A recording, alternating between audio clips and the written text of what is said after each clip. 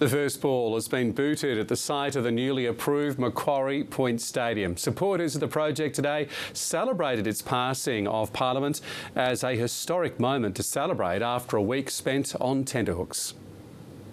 The biggest infrastructure project in the state's history, approved with a vote in the middle of the night.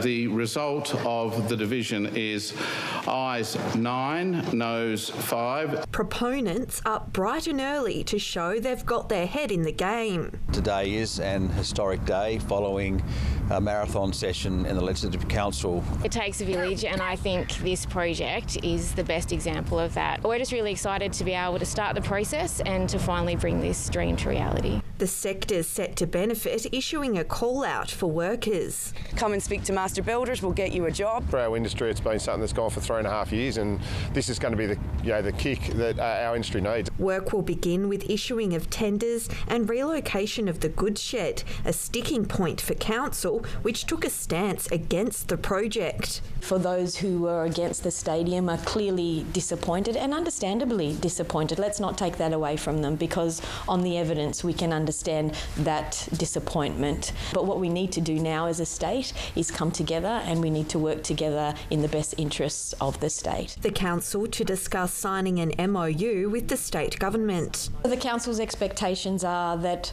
proper process will be followed, and by proper process we mean all of those aspects related to planning, to heritage, and of course respecting the community as well. We have multiple layers of oversight that we were reporting through that brings both our stakeholders and the decision makers in the state together.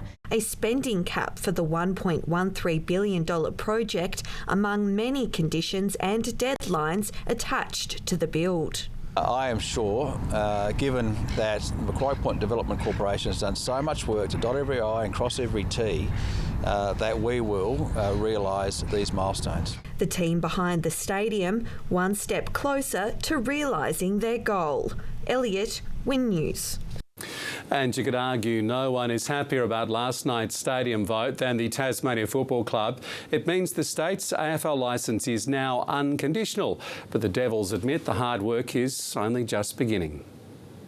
Another milestone moment for Tasmania's long-held AFL dream. Some say the biggest of them all. For years we have been discounted, denied, rejected, told we're not good enough, told we're not rich enough, that we're too parochial, that we lack the leadership, and we've got our moment. We've won the day. One of the sayings we've got at the club is we are the team.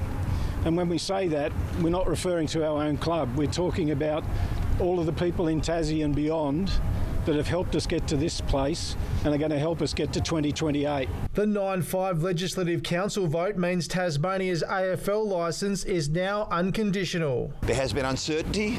We have kept our eye on the ball. We've focused on the present. We've controlled the controllables and got about building our club day by day. But this does remove a considerable amount of uncertainty. At the end of proceedings last night, I was very, very fortunate to be able to obviously be in the chamber, but not just to say thank you to the members that voted yes, of course, but every single one.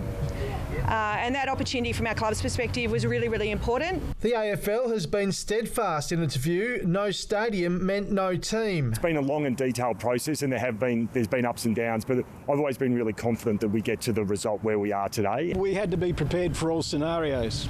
We had to be prepared for a no vote. And one of the things that will go into the museum is the press release that was written for a no vote.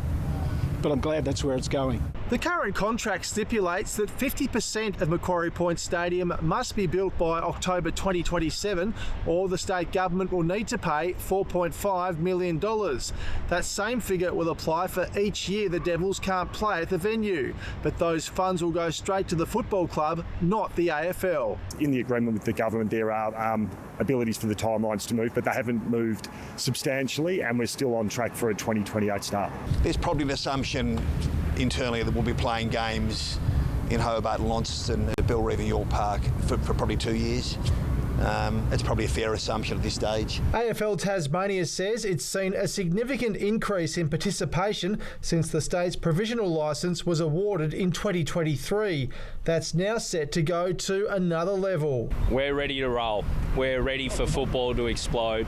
and go to levels we haven't seen before. The club says its next priority will be signing key business partners and personnel. It may take some time for some people to get on the journey, and that's okay. And we've respected people's differing opinions.